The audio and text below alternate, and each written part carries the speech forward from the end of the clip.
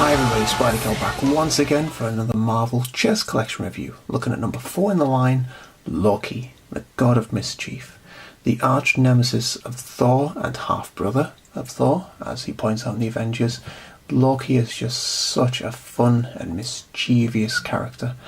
Every time you read a comic or see a cartoon or the movies and he's on it, all you ever think of is, what's he up to? What's his angle? What's his big plan? You look at this picture on the front here and you can just see he's mulling it over. He's thinking it through. He's just always got an ace up his sleeve, always got a plan. And no matter how genuine he may appear to be, he's always up to something, which was played so brilliantly in the Thor movie and the Avengers movie.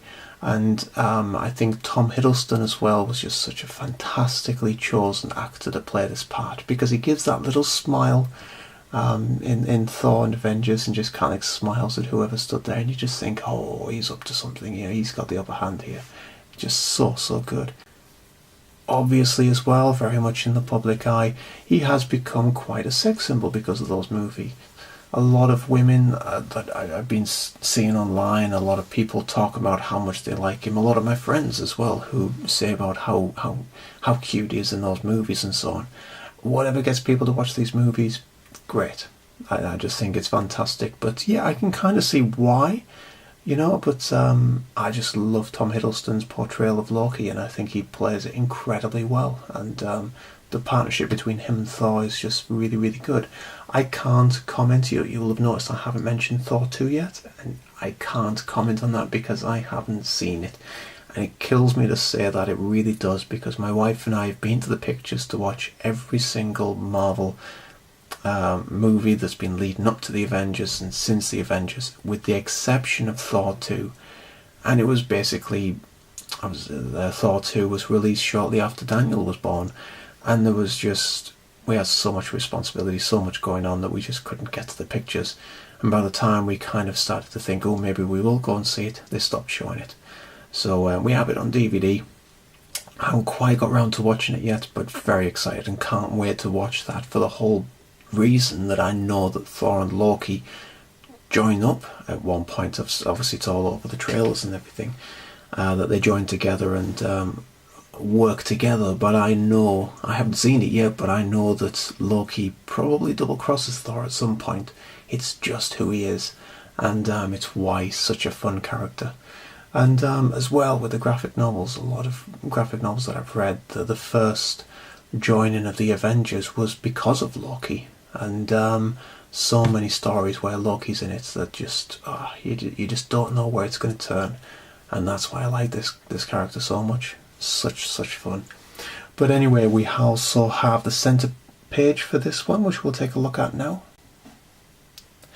And for this one we have our favourite webhead with Loki, and I do love this one. Just get rid of that shine, for the fact of how Spider-Man's hanging onto that pole with just his feet.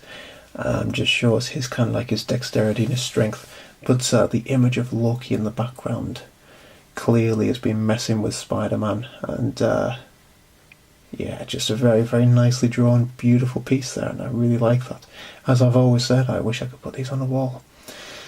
I might have to try and scan them somehow, but never mind. A really nice one. So anyway, we'll stop talking about the comic and we'll move on to the figure and see what that's like.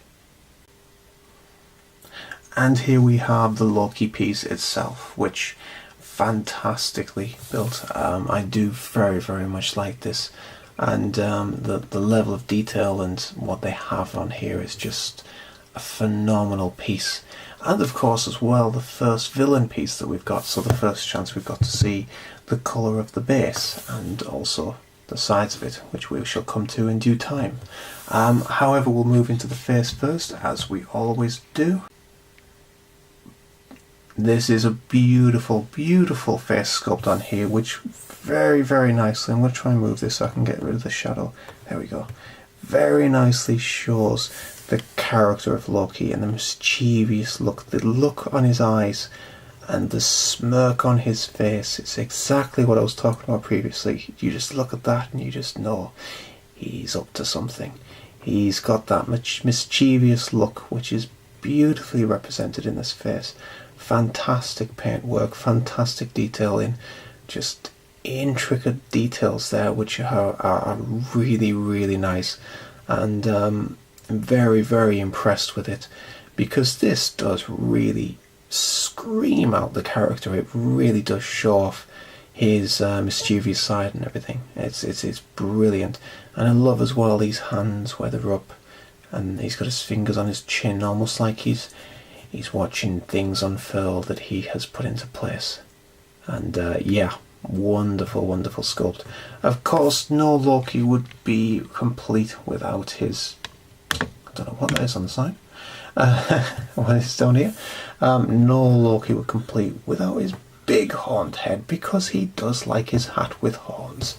And very nicely done on this one as well. I do love how big the curls are on there. And of course we have this draping all the way down to pretty much the start of his legs, really. Very long kind of tail back there. We move on to his costume, and the green and yellow, which is iconic with Loki. And of course his big yellow flowing cape and intricate design on the tunic here that we have, which flows down into the front. Yellow detailing on the sides, and very nicely done. And loving this yellow for his gloves.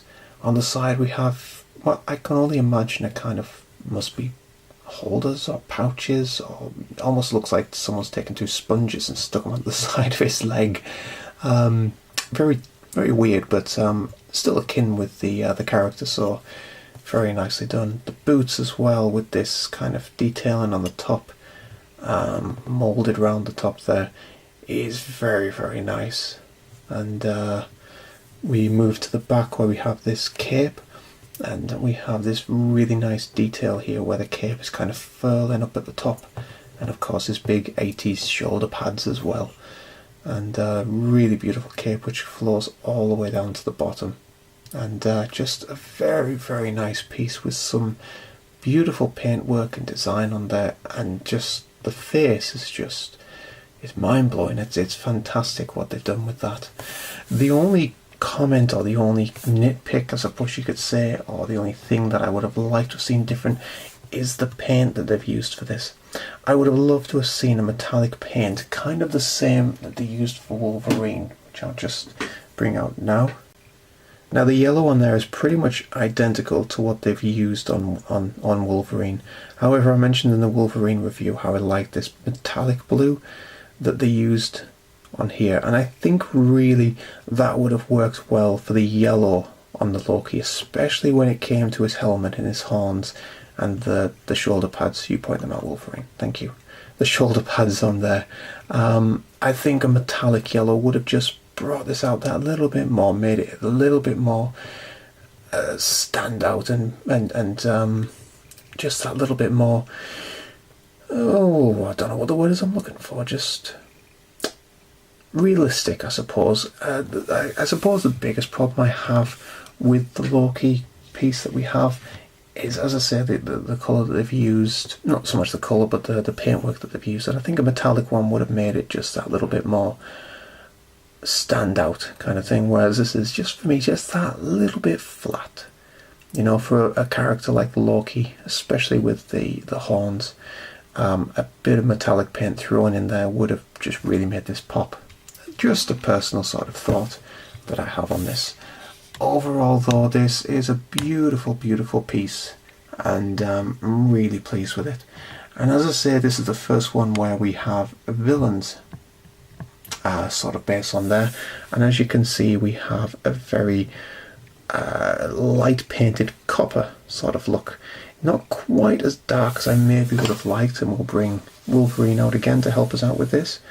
You can definitely see the difference on here between the two, but it comes across a lot better on camera than it does in real life. And I think if you had a few of these on the board and you were playing, it's quite easy to have these blend into each other and not as stand out as black or white or solid gold and solid silver would be. I'm not complaining about it. I love the colour of this, and I think it's a really nice contrast between the two. Just for practical use, I can imagine and I can see that these might be a little bit difficult to see the difference between, just in the heat of a chess game where you're trying to concentrate on where your pieces and the opponent's pieces are.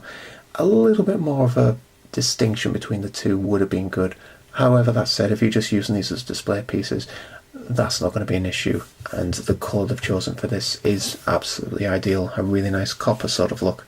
And also we have the Captain America on the good side. On the Red Skull side we have the little skull symbol, which is really cool. You could also say that's the symbol for Hydra. I mean, Hydra does have a few more tentacles coming out the side, and this is clearly just a single red skull.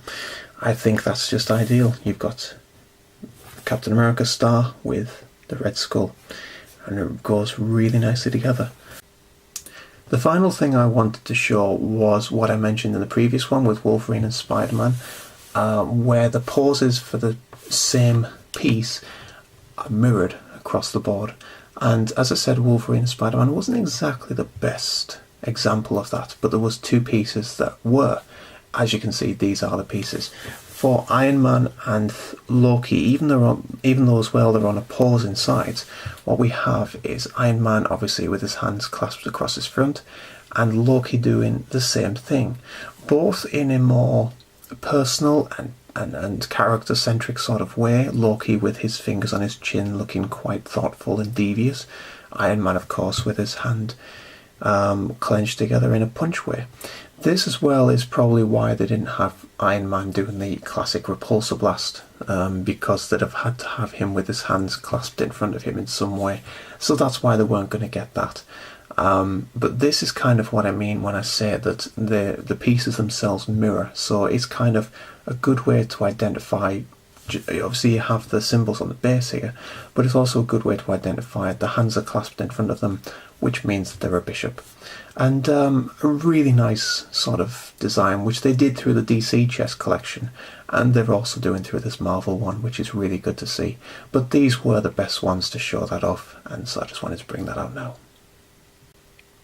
But of course this review is all about Loki and the Loki piece, and although, as I say, the metallic paintwork on there would have just made this pop out a little bit, it doesn't take away from this figure, because let's face it, that's something that we can do ourselves if we so chose. You could give this a bit of metallic sort of sheen to it, and it would really make it pop out.